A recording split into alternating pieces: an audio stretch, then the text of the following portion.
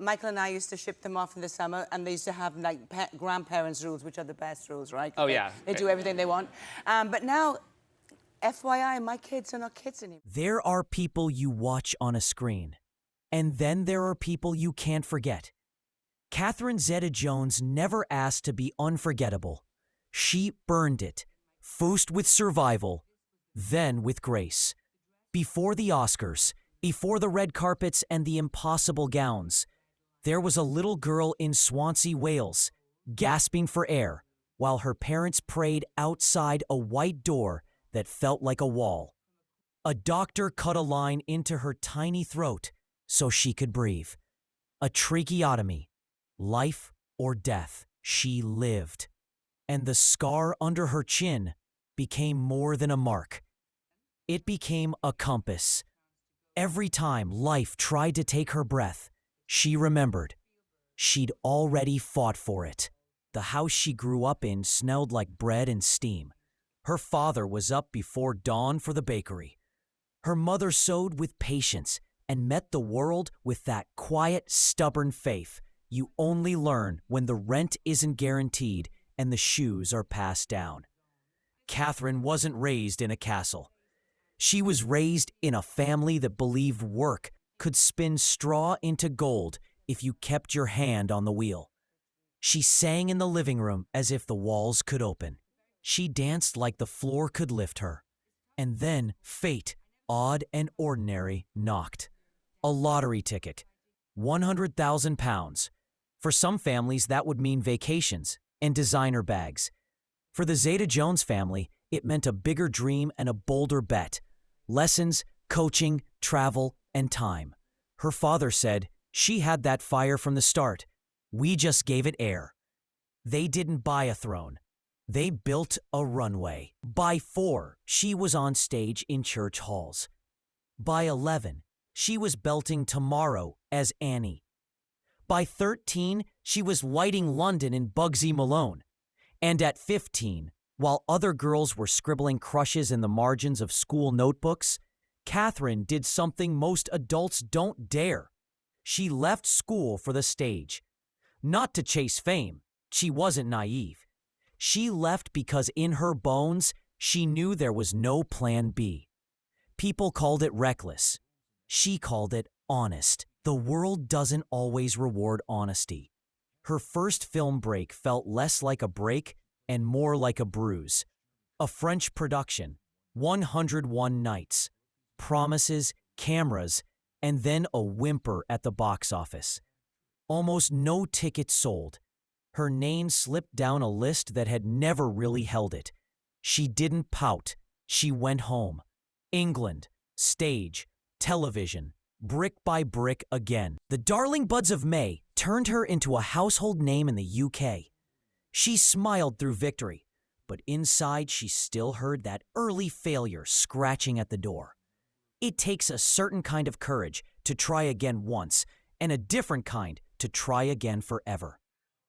Then came Hollywood, the machine that chews through pretty faces and accents and sends you back with your confidence in a paper bag. She took what she could get. Christopher Columbus, The Discovery, Splitting Heirs, The Phantom. Not abject disasters, not triumphs either. The kind of roles that keep you working while slowly convincing you you're not meant to soar. She walked into audition rooms and felt it. Not hatred, not cruelty, just that soft, killing thing. Doubt. Not quite enough. It's amazing how heavy 4 words can be when you carry them for years. And then the door everyone prays for and almost no one gets. Steven Spielberg noticed. Maybe it was young Indiana Jones. Maybe it was the Titanic miniseries. Doesn't matter. What matters is that his belief had gravity. Suddenly, Catherine wasn't just the pretty Brit. She was a contender. In 1998, she slammed into the American imagination as Elena Montero in The Mask of Zorro. That wasn't an arrival. That was a detonation. Understand this. She didn't glide into Zorro. She fought for it. sword work until her palms burned, horseback riding until her ribs ached, dialect training until the vowels listened. She refused a stunt double for the fights. Every slash, every spin, every close call, that was her. When the movie blew past $250 million on a $95 million budget, Hollywood didn't just learn her name. It learned to speak it with respect. Momentum followed. Entrapment, where one unforgettable scene, black suit, laser grid, focus like a blade, etched itself into the culture. Traffic, where she shed glamour like a mask and let pain do the talking, earning a wall of nominations. And then 2002, Chicago, Velma Kelly, sharp bob, sharper eyes, pregnant, singing and dancing like she had a second heartbeat keeping time inside her. 10 days before she gave birth, she took the stage, took the statue, and took a breath the size of a decade. I carried more than a child that night, she'd say later. I carried every rejection, every doubt. Gold in one hand, new life in the other. The photo is iconic because it tells the truth. Triumph never comes alone. It drags sacrifice with it. You can look at Catherine's life and see a fairy tale. Or you can look closer and see a ledger. Every gift balanced by a price. Love was no exception. Before Michael Douglas, there were real relationships. Not tabloids, not flings. Real attempts at a future that cracked under jealousy or fear or timing. Then, 1998, Deauville. Same birthday, 25 years apart. He said the kind of line only a man with nothing to prove could risk. You're going to be the mother of my children. She was offended. Then he sent roses, and with them, humility. They talked for 9 months. Childhoods, parents, the quiet corners of the soul you don't share unless it's safe. On a sickly New Year's Eve in Aspen, wrapped in blankets with the flu, he offered a vintage ring and a simple question. She said yes, not to a legend, but to a man who listened. The wedding at the plaza was a circus dressed like a cathedral. $1.5 million, a guest list that reads like the Oscars. They sold the photos to control the story, and the paparazzi stole the story anyway. Lawsuits, headlines, and a lesson Catherine has relearned again and again. When you share anything with the world brings a ladder and climbs the fence. She and Michael moved to Bermuda. Peace, or something like it. 2 children, Dylan and Karis. Blue water, quiet mornings. For 6 years, she tried to let the word action leave her blood. But storms don't check your address. Cameron, Michael's son from his first marriage, went to prison for drugs. A family humiliation made public, as if private pain only counts when a stranger can buy it at the newsstand. Catherine steadied the house. Then 2010, stage 4 throat cancer. The man who'd always looked indestructible looked small beneath hospital lights. She sat at his side while chemo stripped him. If you've ever loved someone through illness, you know. Time changes shape. Days become tunnels you crawl through. And just as the fight was hard enough, a comment he made about HPV became a global spectacle, twisting a medical fact into a moral circus. Catherine, already cracked, was now the headline in a storm she didn't start. Betrayal? Maybe. Exhaustion? Certainly. Humiliation? Absolutely. There's a point at which even steel bends. In 2011, she checked herself into a mental health facility. Not with sirens, not with press releases, quietly. The diagnosis the world would learn. Bipolar 2. Depression that drops the floor out.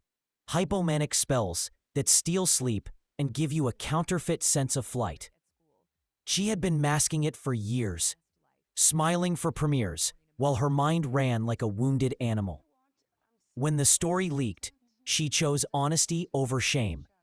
"I'm not ashamed," she said. 3 words, and an industry that prefers silence had to look at itself. The letters poured in, thousands, from people who'd been hiding. She didn't save the world. She did something rarer. She told the truth and let the honest weight of it stand. In 2013, separation. 8 months. No press conferences, no scorched earth.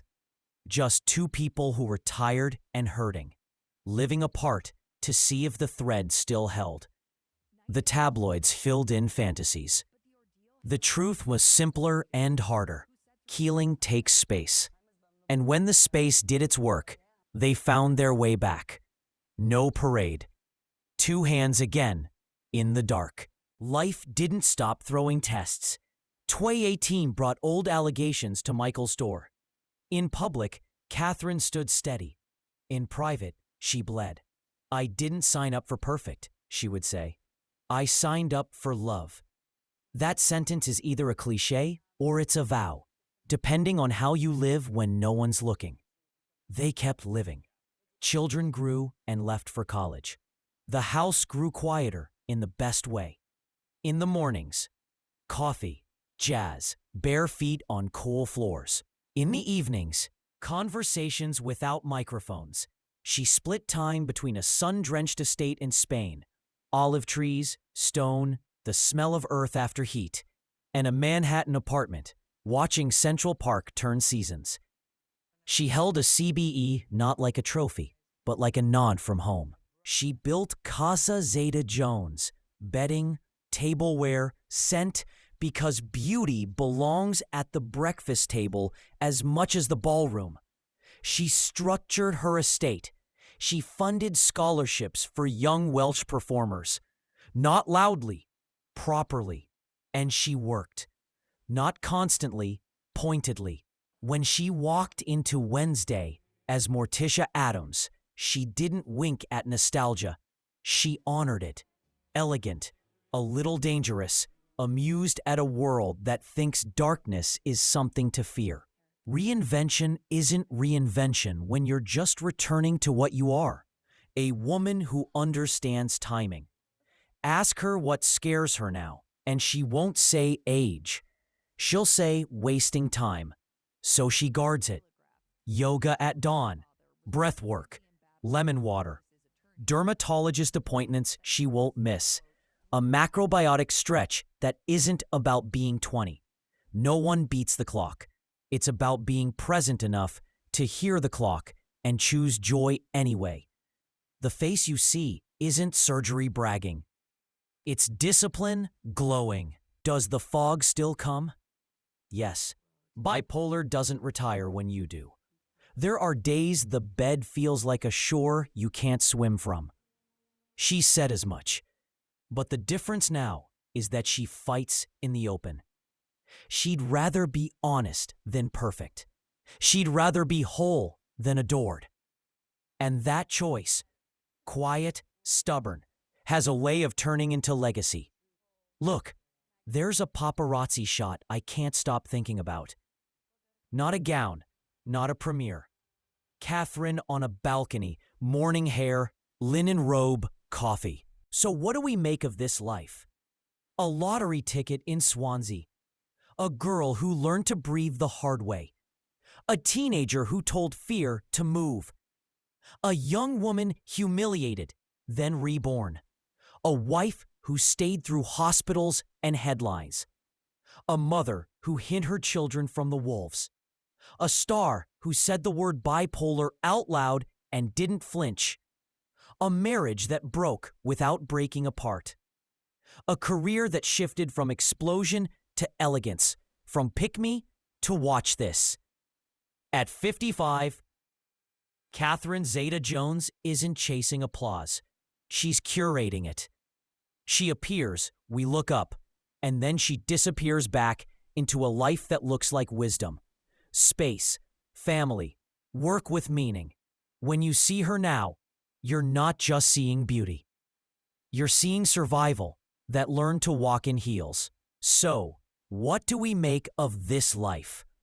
a lottery ticket in Swansea, a girl who learned to breathe the hard way, a teenager who told fear to move, a young woman humiliated, then reborn, a wife who stayed through hospitals and headlines, a mother who hid her children from the wolves, a star who said the word bipolar out loud and didn't flinch, a marriage that broke without breaking apart, a career that shifted from explosion to elegance, from pick me to watch this. At 55, Catherine Zeta-Jones isn't chasing applause. She's curating it. She appears, we look up, and then she disappears back into a life that looks like wisdom, space, family, work with meaning. When you see her now, you're not just seeing beauty. You're seeing survival that learned to walk in heels. If any of this touched you, if you remember Velma Kelly's glare, the lasers in Entrapment, the sword flashing in Zorro, remember this too. Behind every iconic frame is a human spine, strong enough to carry the weight, soft enough to still feel it. Catherine's scar under the chin is not a flaw. It's a lighthouse. It says you can come back from anything that tried to take your breath. And when you do, you'll be kinder, sharper, truer. Leave a like, not for the star, but for the survivor. Tell me the moment you first saw her and knew she wasn't like the others. And if you're fighting your own quiet storm, hear her words one more time. I'm not ashamed. Neither are you. Keep going. Breathe. Stand up. The curtain rises again.